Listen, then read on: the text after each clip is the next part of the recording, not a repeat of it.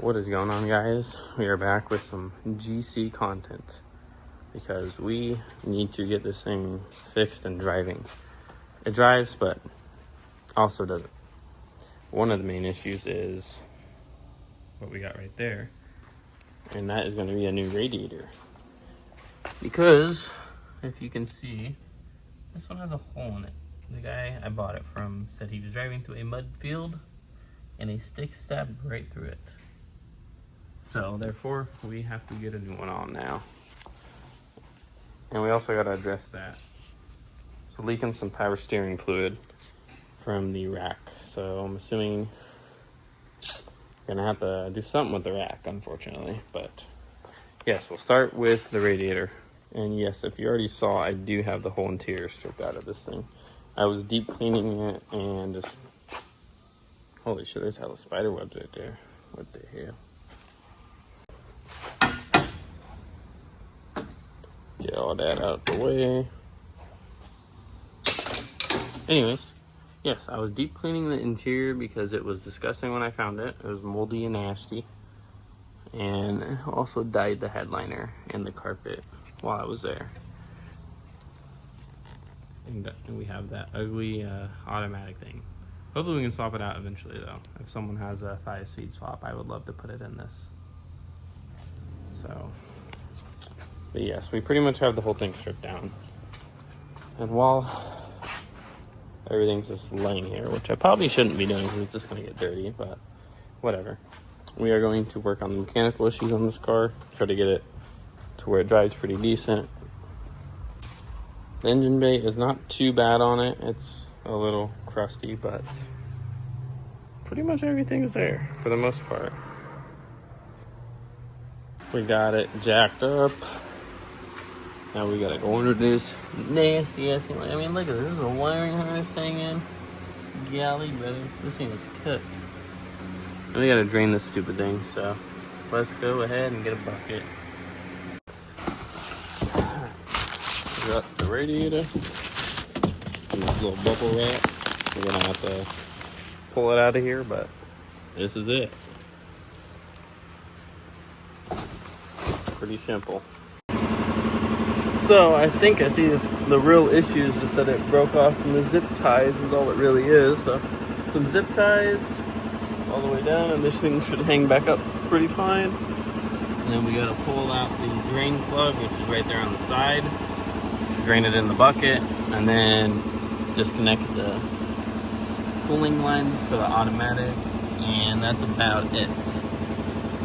Pretty simple.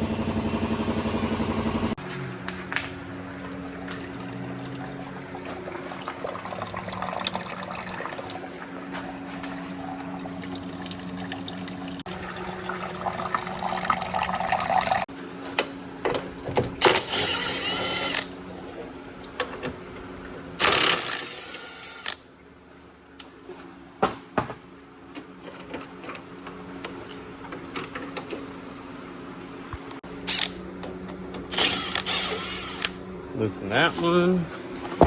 We gotta come on down here. Go to that one. God damn, that thing is dirty. All that dust up there, god damn. Get a pressure wash this thing or something. Alright, and then we got two lines. This one, I don't know why. This one's a Phillips, another one, or this one's a Fiat, another one's a Phillips. But we got a either for the automatic transmission coolant lines. And we got one right over here off, but it's being stubborn. So let's see if this one will.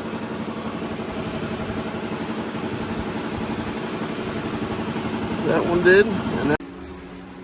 So got the radiator out. Took both hands so I couldn't record. I had to pull the automatic lines, and then I had to pull one of the fans off in there. It was getting stuck. Usually it comes up with the fans on from the ones I've done before, but I had to pull that off, and then I had to pull the overflow off. So whatever.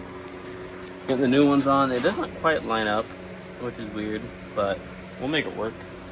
And then we're gonna throw that bad boy back in Got the new radiator set back in. Just got to throw the flanges, mounting brackets, and pretty much tidy up the hoses, and then we'll get the first start and idle. Don't mind the compressor in the back, but everything's pretty tidied up. The fan was not working well, and this car's obviously been hit in the front, so it's a little twisted. So I just used some zip ties on the other two fan holes just for now until I figure something out, maybe down the line. I'm not even sure what I'm gonna do with this car yet. Rally, sell it, fucking, I don't fucking know. Anyways, so everything's pretty secured. I put coolant in it. I haven't bled it yet because I'm waiting on my battery. I'm letting it charge right now. I snagged the strut tire brace off of my red 93 Impreza. I need to throw that on too. But yeah, that's where it's sitting. Here shortly, we're gonna get this thing bled and figure it out from there. All right, we're back. I was partially bleeding the system. Well, I did it for like 40 minutes. But now we ended up pressure washing everything because it was disgusting. So I'm gonna do that and then continue to bleed it more, and then I will get back to that. But so far, we got this decently cleaned, and we're gonna try to take care of a lot of this shit. It is foul.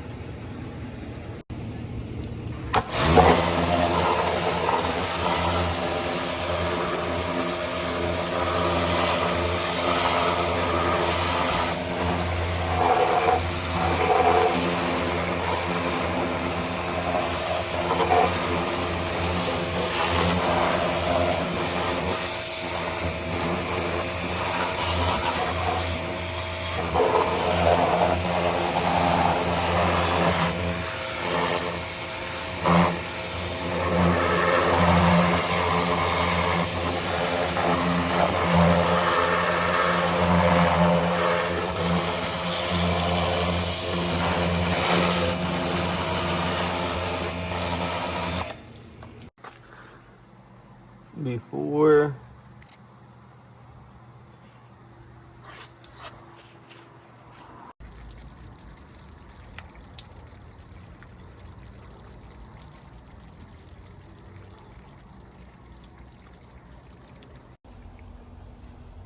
I forgot to pick up where I left off the other day, but we pressure washed the motor, the underside of the car, radiators in, and bled.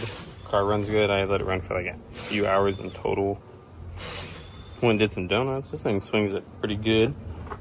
So she's running.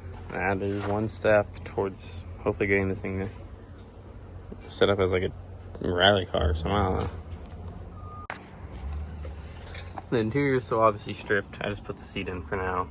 I'm gonna do a little bit more cleaning before I put it all back in here. A little more bleaching, whatever. I also gotta figure out why the sunroof won't open. So once I figure that out also. And we got like 6 engine codes. Most of them are like random codes, not even bad. I don't know. Gotta figure those out, fix all the issues, then really reassemble this thing. And I was thinking about maybe even repainting it.